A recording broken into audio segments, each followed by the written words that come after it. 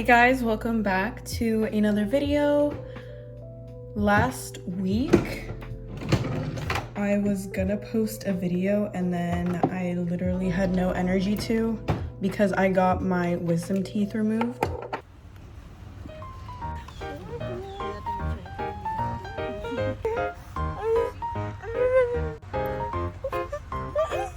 That's your tongue.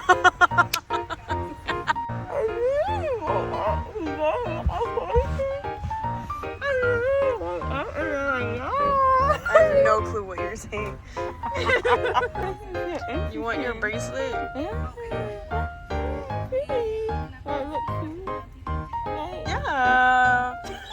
I went in, I was so nervous because I knew I was gonna go under and my mom couldn't be there. Like, she couldn't be in the room with me. I had to be alone. And it was scary. All the nurses were really nice though. Then the doctor came in, he's like, "Are you ready?" I'm like, "Yes," and then all of a sudden I'm out. But I did wake up during the procedure. I didn't like feel anything, but I did wake up and I started blabbing and trying to have like a full-blown conversation, and I could hear the doctor going, "Put some more in her, put some." But yeah, coming out, I couldn't feel my tongue, I couldn't feel my lip, like my bottom lip, and I couldn't feel my chin. So when I got home, my mom like tried giving me soup and it was going all over my face and I didn't even notice. My flex though about this experience is that I had very little swelling. You could barely notice that there was any swelling in my face. The only part of my face that actually got a little bit swollen was my left side, but it was barely even noticeable.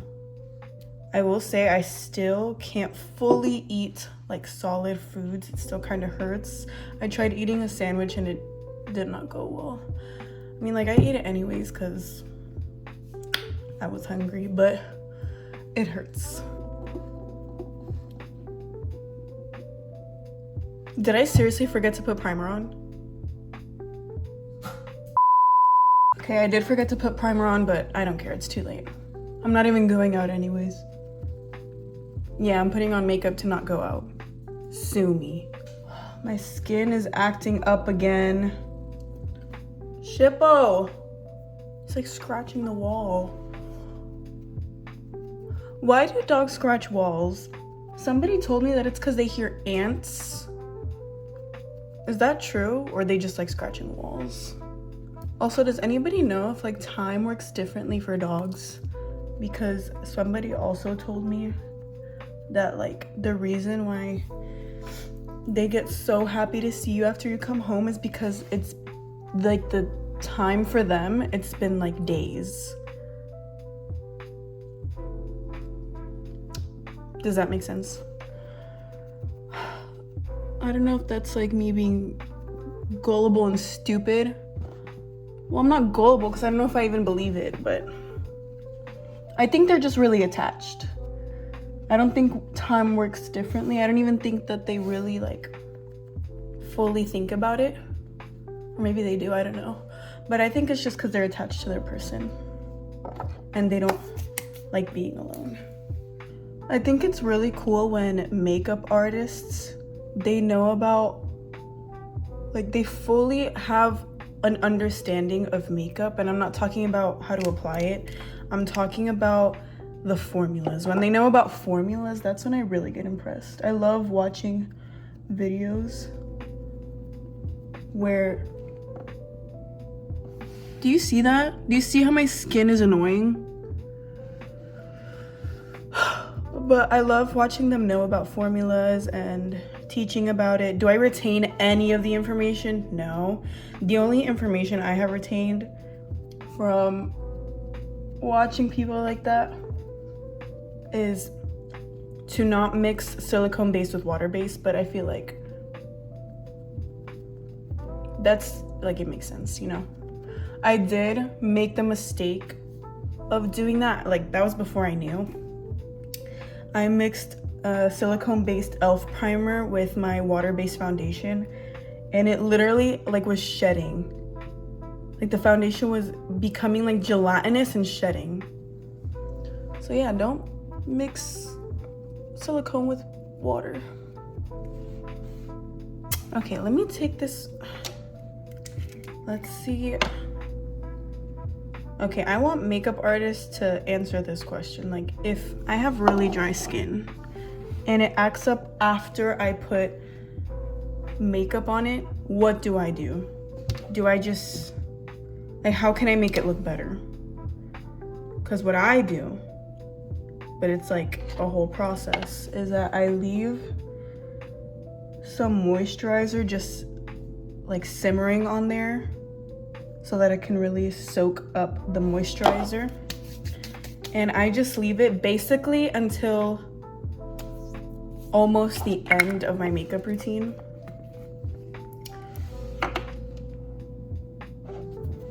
And after I do, I put makeup on it again, but super lightly. I just kind of put it under the dry spot and blend it a little bit upward so that it can still look like it has makeup, which it does, but it's just less.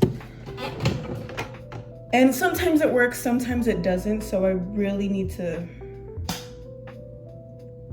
yeah. And I know face prep matters, so like if there's anything that I can do before applying makeup, that would be great. Also, a lot of my makeup products, like, you really shouldn't do this. Like, if you have acne prone skin and you're putting on potentially like expired makeup, I think we know why. You're breaking out. But yeah, this, I don't know how old it is. I have like, I think I bought this maybe 4 years ago. I don't know how, let's see when this expires. Okay, well, it doesn't say. Do I have anything? How long does it take makeup to expire? This is probably expired though, because you can't even, like, there's no label anymore. That's how much I use it, and there's still like some good product in there. And you know what, don't judge me, because I know in your drawer there's some expired makeup, and shut up. I want to get good at nose contouring because every time I blend it out, I have to fix it. Does that make sense? Because I do it wrong. Also, that nice. The fuck is this? God damn it. Oh my god! Also, I don't understand like when it's considered bronzing and then when it's considered contouring, because isn't contouring like fixing the shape of your face, because the foundation kind of like takes that away, since it's kind of like it's making like a clear canvas type thing. But isn't this contouring? I feel like is this contouring as well, or is this bronzing? This says it's a bronzing stick, but I use it to contour like my nose, or is this also bronzing my nose? You know what, at the end of the day, if it looks pretty in the end, does it really matter? It's looking good today. Oh, no, see, I messed it up. That's okay. You guys, I have mixed feelings about summer. I love summer, but I hate it. Because I only like it if I'm doing summer activities, like if I'm going to the beach or the pool or etc. But when I'm just at home and for some reason like my AC is not working and it's freaking 95 degrees outside, it's horrible. I remember when I was in middle school, I used to be very insecure about my body, and I literally don't care how hot it was outside, you would see me in a hoodie. Even in my physical education classes, like, you would see me in a hoodie.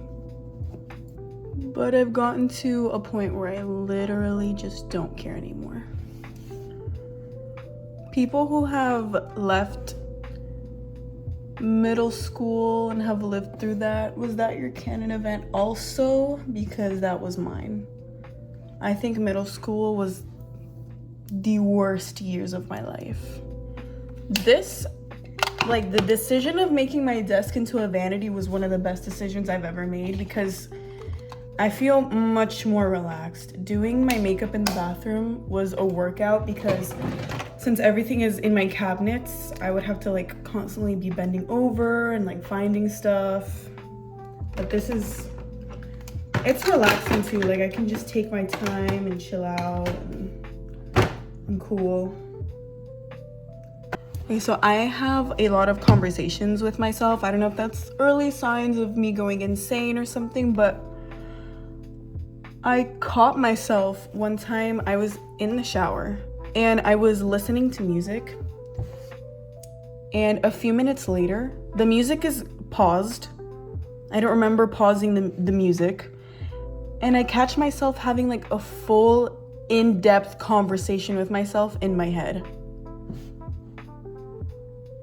I know my sister's the same because we talk about it, but are like normal, does that happen to like everybody? Because I don't know, I've never like that can't be normal. Or no, you know what, I think it is normal because everybody just has that voice in their head, which is yourself, right? Let's see what I can do with this dry spot. Are we ready? Okay, so the dry spot is up here. So I'm gonna put concealer a little bit under it, but I'm only putting like a smidge. Like I'm putting less than what I put on before. So I'm doing like that. Let's hope this goes well. One time I had a full-on breakdown because my makeup was not working out. Like I cried and everything. Sue me. There you go. See, it looks so much better. Now the trick question is, do I put setting powder on it? Sometimes it makes it worse. So should I risk it? Sure.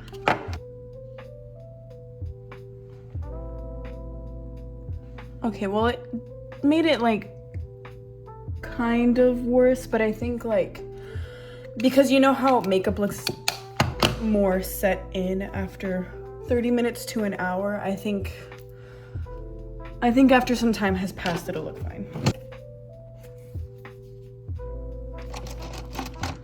If anybody knows any good makeup, if anybody knows any good blush palettes, this one's good, I like it, but I want, because this one was also the only one I could find, which is fine, I really like it.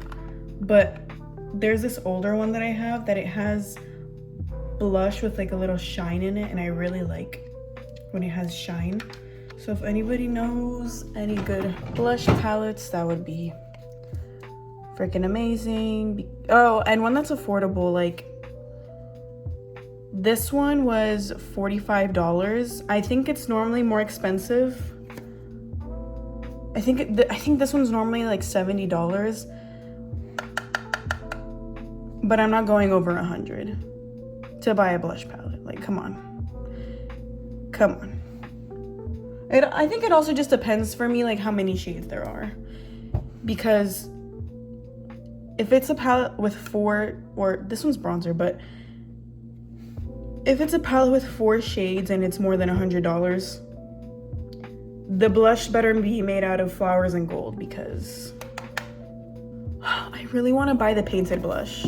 It's not even that expensive. I just refuse.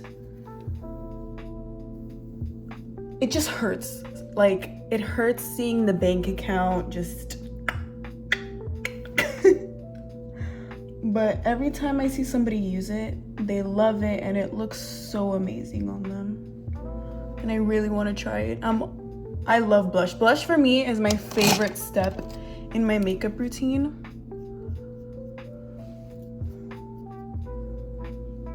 It just adds like life to my face. Also, this is something weird that I do. I have to buy brown lip liner, but right now I don't have any. So I use eyeliner as my lip liner.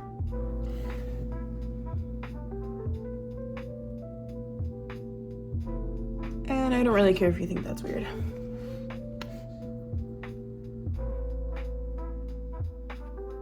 Well, I'm done with my makeup. This was just a little get ready with me, talk with me. Like you just happened to answer my FaceTime call and now I'm done getting ready. But I hope you enjoyed and I'll see you next week.